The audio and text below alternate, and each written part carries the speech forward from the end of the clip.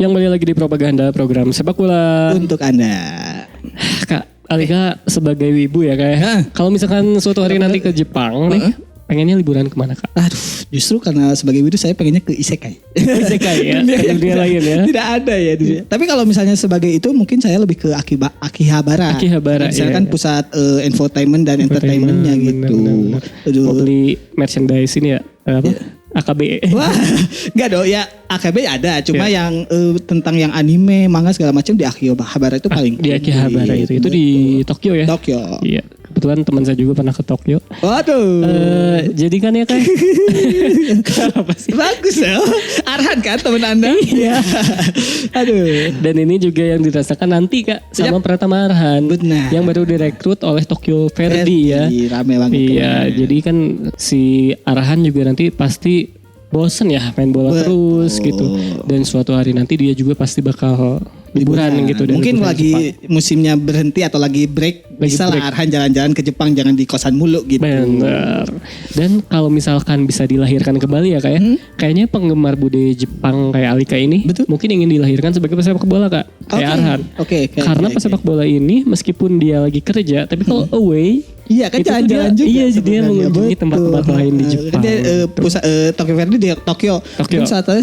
Suatu saat dia bisa tandang ke Kyoto atau kemana benar, gitu. Benar. Dan di segmen yang kali ini kita akan ngebahas soal tempat liburan di Jepang berdasarkan klub-klub yang ada di J-League. Ini bagian pertamanya. Silakan Kak. Yang pertama nih ada Hokkaido. Betul, Hokkaido adalah daerah paling utara di Jepang. Oke. Kalau tadi kalian lihat kostum yang saya pakai itu dari kartun Tsubasa kan? Iya benar. Nah ada dalam kartun Tsubasa itu ada tim Furano. Iya benar. Iya betul. Furano itu berasal dari daerahnya Hokkaido. Ya. Yang mana Furano itu terkenal karena si pemain-pemainnya latihan di tempat bersalju. Ini emang agak lebay sih kalau di Tsubasa. Tapi mungkin kita bisa bayangkan nanti Arhan gitu ya kalau pengen tempat yang dingin-dingin bisa ke daerah Hokkaido. Benar. Dan ini juga Kak kalau kita ngelihat dari suhu ya. Penggambaran Hokkaido di Kapten Tsubasa ini wajar Kak. Karena Hokkaido adalah tempat paling dingin di Jepang. Di utara tempat tertinggi di Jepang. Ya. Jadi kalau misalkan ada orang-orang Hokkaido ditanya, apa kabar? Baik. Udah makan? Baik. Enggak dingin itu dong. Dingin itu suhunya bukan orang-orangnya. Jadi sebenarnya suhu tertinggi di Hokkaido ya Kak. Musim panas aja dia cuma 22 derajat Celcius. Yang mana sejuk lah kayak di kita ya. Kayak Lembang kali ya. Benar.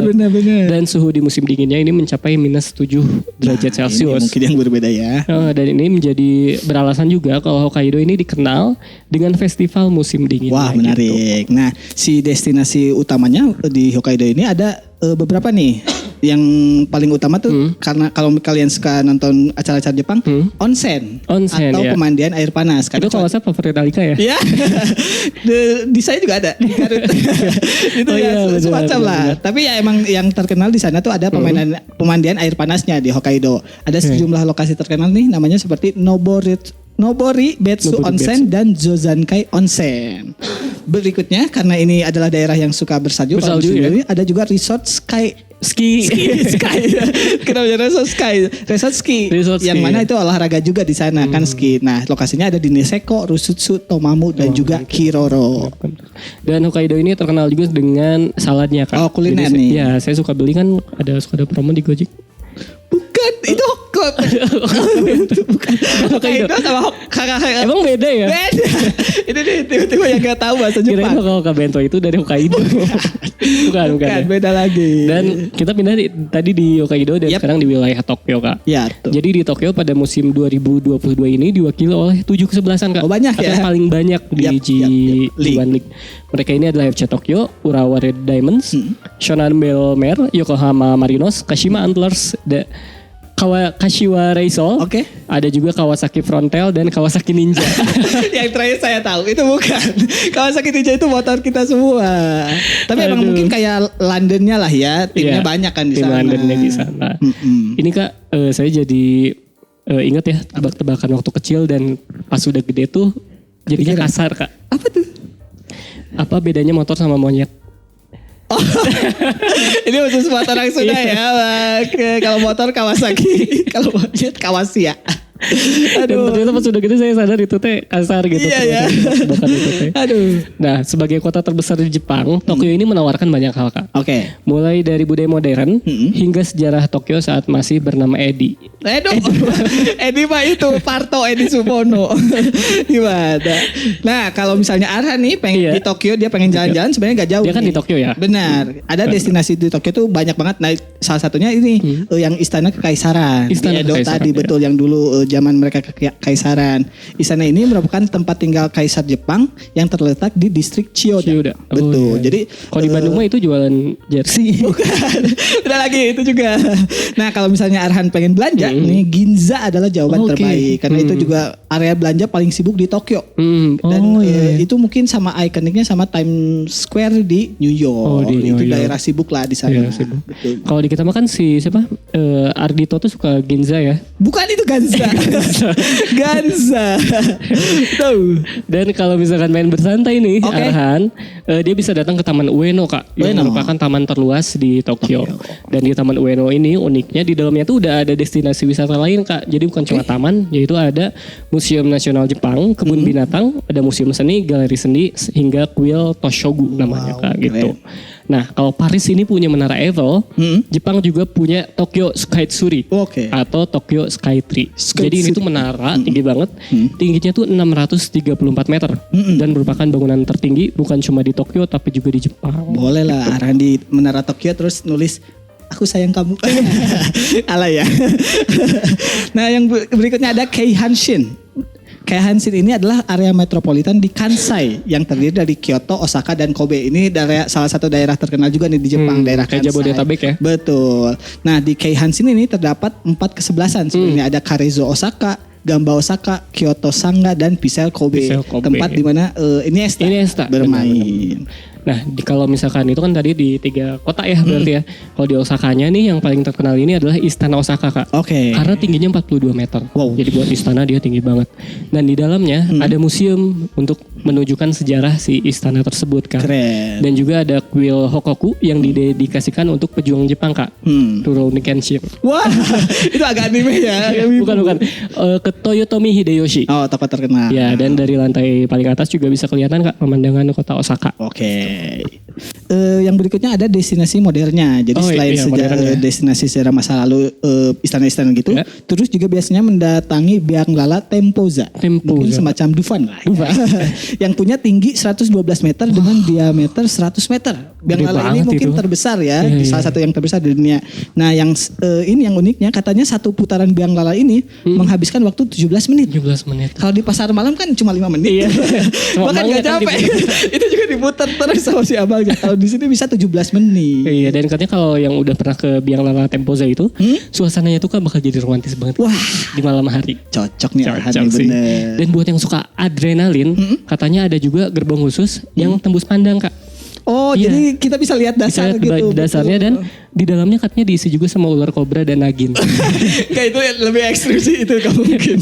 Mati yang ada bukan wisata. Nah, si Osaka nih juga mungkin yang terkenal di Jepang ada Universal Studios-nya sendiri. Betul. Jadi Universal Studios kan punya wahana menarik sama yang khas banget. Gitu. Misalnya wahana bertema Spider-Man, juga film-film lain. Nah, dan Universal ini kan emang produsen film gitu ya. Betul. Jadi terkenal lah di Jepang ini salah satu destinasi wisatanya. Nah, yang unik di Universal Studio Jepang itu ada yang nggak ada di Universal Studio di negara lain. Karena kan Jepang juga punya produksinya sendiri tuh, macam game Monster Hunter sama anime terkenal seperti One Piece. Betul. Iya.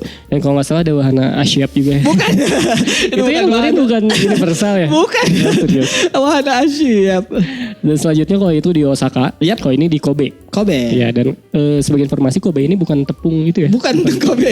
Mungkin inspirasinya dari sana ya. Jadi kalau misalkan ke Kobe, Kak, yang wajib banget untuk dicobain di sana adalah daging wagyunya. Wah. Karena ya daging wagyu yang paling terkenal itu adalah Kobe. Jadi wagyunya Kobe. Dan rasanya tuh katanya ya wagyu tuh kayak gini gitu kalau di Kobe. Original tuh harusnya original tuh yang di Kobe. Terus di distrik Nada juga ada tempat penyulingan sate. Sate kok disuling gimana? Penyulingan sake yang terkenal di Jepang ya. Jadi si sakenya tuh ditiup gitu kan. Sulingnya tuh bukan ditiup. Bukan ya? Disuling ada istilahnya.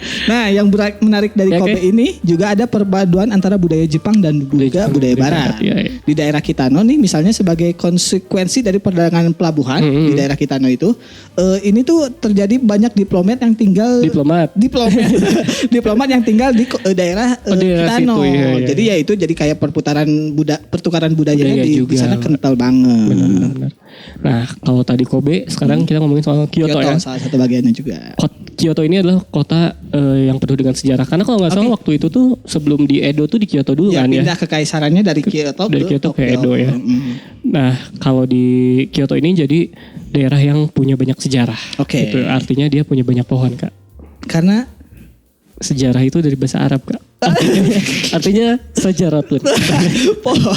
Artinya pohon. Aduh. Jadi salah satu alasannya karena Kyoto ini jadi salah satu kota yang selamat saat perang dunia 2 Kak. Perang dunia. Gitu. Jadi Kyoto ini selamat dan sejak dulu nih kekaisaran Jepang itu kata tadi ya emang dia tinggalnya di Kyoto.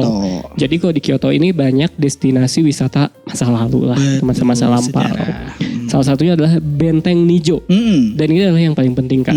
Di dalamnya terdapat Istana Ninomaru yang merupakan 5 bangunan terpisah dan terhubung lewat lorong. Wah, gitu keren. Istana Ninomaru ini ya. Dan si Benteng Nijo ini kalau nggak salah lebih bagus daripada Benteng Takeshi. Wah, ya sudah jelas. Benteng Takeshi mah palsu itu, Pak. Saya Kak. Sementara itu nih di salah satu kuil yang lain, jadi bukan yang terkenal, bukan hanya Istana Ninomaru nih, ada kuil Fushimi Inari Taisha. Fushimi Inari Taisha. Di sana tuh tempat yang terkenal karena ya kalau ada kata anak sekarang Instagramable. Iya. Karena meski dibangunnya jauh sebelum ada Instagram nih, daerah-daerah kayak kuil kayak gitu kan menarik gitu buat dijadikan kenang-kenangan atau foto gitu, iya. betul. Jadi Si kuil si Fushimi Inari ini tuh yang ini loh kayak banyak tiang-tiang iya yang kayak berjajar gitu. Di Great Asia Afrika ada. ya itu apa ya, tiruannya lah. Iya, tiruannya. Aslinya tuh kalau kalian pengen nanti ke Jepang tuh bolehlah dilihat. Karena selain itu juga ada banyak bangunan sejarah nih di Kyoto. Sebut saja Kinkakuji, kuil Kiyomazudera, kuil Sanjung Sangendo, sampai Istana Kekaisaran Kyoto yang terletak di pusat kota yang padat. Jadi karena si Jepang itu terkenal ketika mereka peradabannya bertambah gitu ya, mereka tidak melupakan si masa lalu. Benar, jadi mereka membangun daerah tuh tidak hanya dihancurkan. Gitu. Gak kayak di Wakanda gitu. Oh iya. Dan si Istana Kyoto ini kan emang jadi kan dia lokasinya tuh kayak ini tahu nggak sih yang di New York yang dia tuh ada taman. Tamannya gede banget tapi sekelilingnya gedung-gedung. Betul. Kayak gitu. Jadi di si istana itu tuh emang beneran dilestarikan. Yap. Aduh, menarik banget kayak itu. Tapi bagian pertama ya, karena masih ada daerah-daerah lain juga di Jepang yang bakal kita bahas mungkin di episode selanjutnya. Betul. Menarik banget nih di episode kali ini. Jangan lupa untuk terus menyaksikan Propaganda, program sepak bola untuk Anda hanya di iChannel setiap hari Minggu pukul 7:30 malam. Dan buat yang ketinggalan jangan lupa untuk mengaksesnya di YouTube ligalaga.id. Saya Alika dan segenap kru yang bertugas undur diri. Wassalamualaikum warahmatullahi wabarakatuh. Haji Mamasti. Haji Mamasti. Sayonara. Saya